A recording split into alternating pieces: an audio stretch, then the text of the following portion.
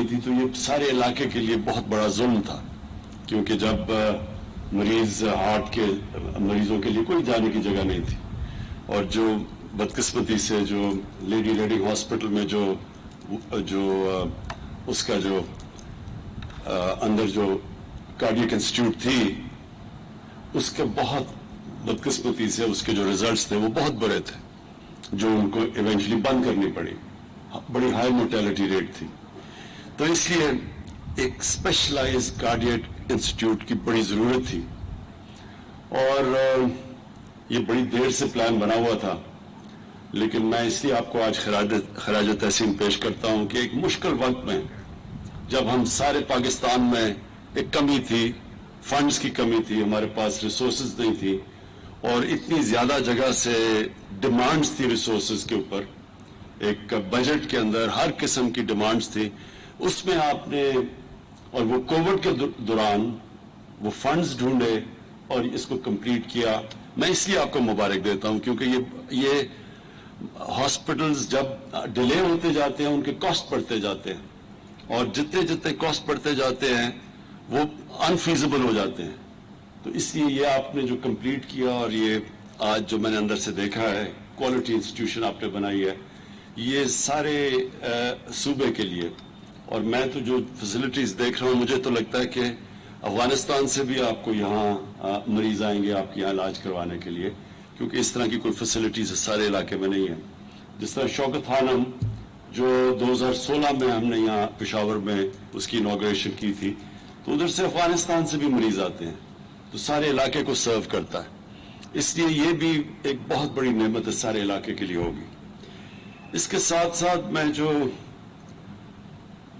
سب سے زیادہ آپ کو خراج تحسین پیش کرتا ہوں، وہ جو آپ نے فیصلہ کیا کہ سارے پختونخوا کے شہریوں کے لیے آپ ہیلتھ انشورنس پرووائڈ کریں گے.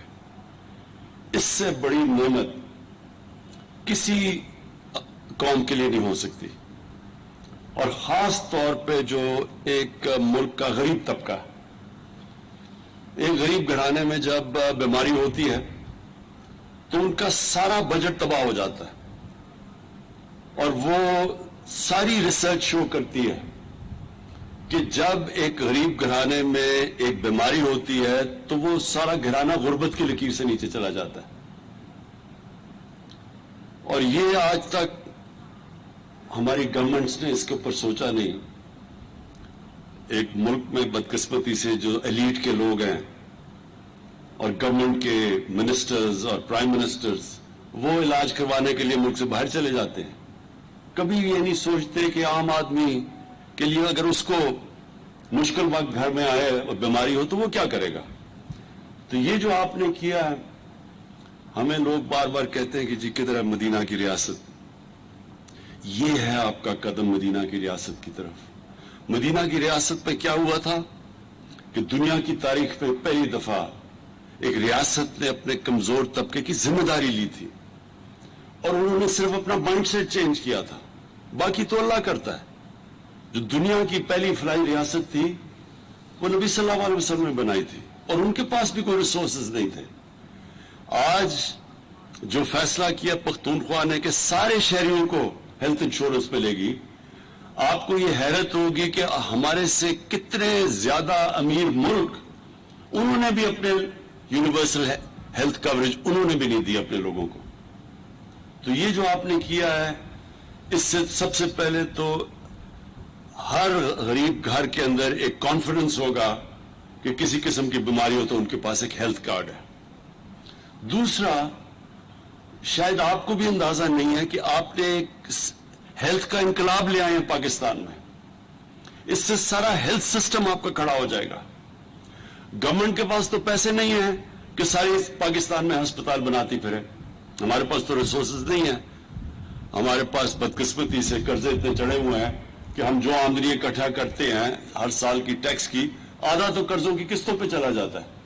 تو 22 کروڑ لوگوں کے پاس، ہمارے پاس تو وہ فنڈز نہیں ہیں کہ ہم ساری جگہ ہیلتھ کوریج دیں. لیکن ہیلتھ کارڈ کی وجہ سے پرائیویٹ سیکٹر آئے گا اب، اور پرائیویٹ سیکٹر آ رہا ہے اب ہاسپٹلز بنانے کے لیے، کیونکہ جس کے پاس ہیلتھ کارڈ ہوگا وہ گورنمنٹ ہاسپٹل یا پرائیویٹ ہاسپٹل کہیں بھی جا سکتا اپنا علاج کروانے کے لیے. تو اس کا مطلب کہ وہ علاقے جدھر پرائیویٹ سیکٹر نہیں جاتا تھا ہاسپٹل بنانے کے لیے کیونکہ وہ سمجھتا تھا کہ لوگوں کے پاس اتنے وسائل ہی نہیں ہے سسٹین کرنے کے لیے, وہ اب غریب علاقوں کے اندر ہاسپٹلز بنیں گے, پرائیویٹ سیکٹر وہاں جائے گا, وہاں سیٹ اپ کرے گا پرائیویٹ سیکٹر ہاسپٹلز. اور میں نے سارے اپنے دو جو صوبے ہیں ہمارے پی ٹی آئی کی گورنمنٹ کے نیچے, پختونخوا اور پنجاب, ادھر میں نے انسٹرکٹ کیا ہوا ہے کہ پرائیویٹ سیکٹر کے ہاسپٹلز کو سستے داموں پہ زمین دی جائے. اور ہم نے وہاں پنجاب میں تو انسٹرکٹ کیا کہ جو ایویکیو ٹرسٹ کی پراپرٹی ہے یا اوقاف کی زمینیں ہیں ان کے اوپر بڑے سستے دام پہ پرائیویٹ سیکٹر کو ہم کہیں کہ ہاسپٹلز بنائیں. تو زمین جب سستی ہوگی اور ہم نے ساری اکوپمنٹ ہاسپٹلز کی, جتنی بھی اکوپمنٹ جو پاکستان میں نہیں بنتی اس کو ڈیوٹی فری کر دیا پاکستان میں تاکہ باہر سے اکوپمنٹ منگوا سکیں ہاسپٹلز کے لیے. اور پھر ہیلتھ کارڈ وہ ایک ایسی چیز ہے کہ جب لوگوں کے پاس آ جائے گا اسپینڈنگ پاور ہیلتھ کارڈ کی وجہ سے, تو انشاءاللہ آپ دیکھیں گے کہ یہ سارے پاکستان میں انقلاب آئے گا, ہاسپٹل ساری جگہ بنیں گے. اور سب سے امپورٹنٹ چیز گورنمنٹ کی ذمہ داری سب سے امپورٹنٹ ہے کہ لوگوں کی صحت کا دھیان رکھے. تو یہ بہت بڑا قدم ہے. آج یہ آپ نے انسٹیٹیوٹ بھی بنا دی, کارڈیاک بھی اور کوالٹی کی بھی. میں صرف یہ ضرور کہوں گا کہ اس کی کوالٹی کا آپ نے مسلسل دھیان رکھنا ہے کہ یہ کبھی بھی کوالٹی اس کی نہ نیچے جانے دیں. کیونکہ ہوتا کیا گورنمنٹ ہاسپٹلز میں کہ تھوڑی دیر کے بعد, کیونکہ گورنمنٹ ہاسپٹل ہے, لوگوں کو وہ اس طرح کی تکلیف نہیں ہوتی جو کہ پرائیویٹ ہاسپٹل میں ہوتی ہے, اور وہ ہوتا کیا کہ آہستہ آہستہ اس کی سٹینڈرڈ نیچے چلی جاتی ہے. تو اس ہاسپٹل میں نے جو بھی دیکھا ہے آپ کا بڑا چیلنج ہوگا کہ آپ اسی طرح کی سٹینڈرڈ کو آپ مینٹین کریں جو آج میں نے دیکھی ہے. اور وہ ہماری شوکت خانم کی سب سے بڑی ہاسپٹل کی کامیابی یہ ہے کہ آج بھی آپ چلے جائیں شوکت خانم میں 25 سال سے بنے ہوئے ہیں تو ان کی سٹینڈرڈ اوپر ہی گئی ہے, نیچے نہیں آنے دی ہم نے.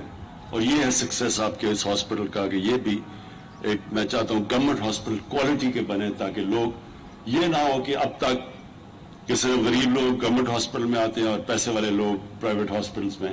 میں یہ چاہتا ہوں کہ گورنمنٹ ہاسپٹلز کی اب وہ سٹینڈرڈ ہو جو کہ مقابلہ کر سکے پرائیویٹ ہاسپٹل کو. اور اس میں آخری چیز کہنا چاہتا ہوں کہ ایک میں دیکھ رہا ہوں کہ پیمز جو اسلام آباد میں ہاسپٹل ہے وہاں آج کل لوگ سٹرائک کر رہے ہیں کہ جی ہم ہاسپٹل ریفارمز کے اگینسٹ ہیں. میں ان سٹرائکرز کو آج یہاں سے میسج دینا چاہتا ہوں, ہاسپٹل ریفارمز کا کیا مقصد ہے؟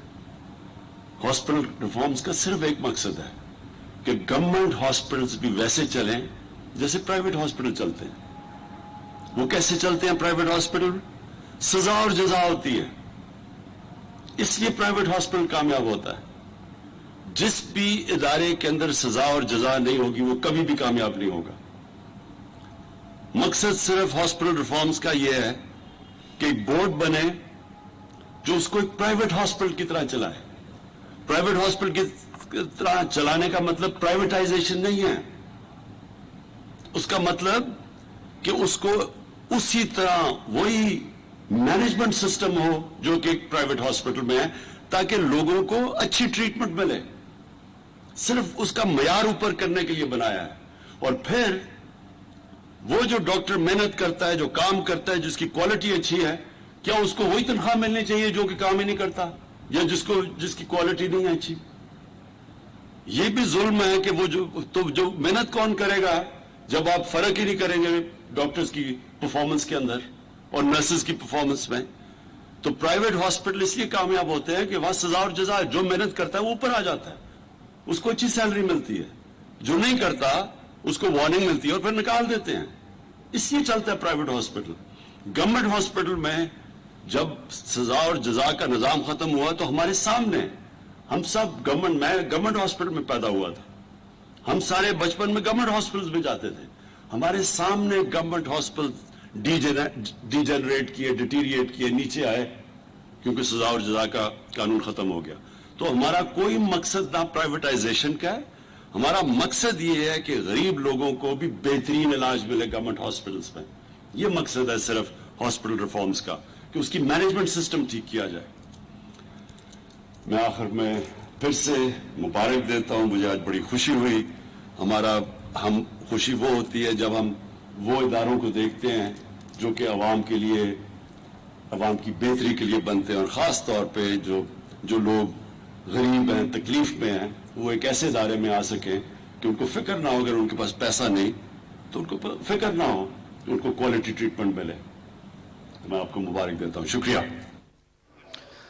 अमराज कल्ब के इलाज में सहूलतें फराहम करने के लिए ये इदारा जदीद सहूलियात का हामिल होने के साथ अवाम को बेहतरीन तिब्बी खिदमात फराहम करेगा। महदूद वसाइल के बावजूद अवाम के लिए फलाही मनसूबे मुकर्ररा मुद्दत में मुकम्मल कर रहे हैं।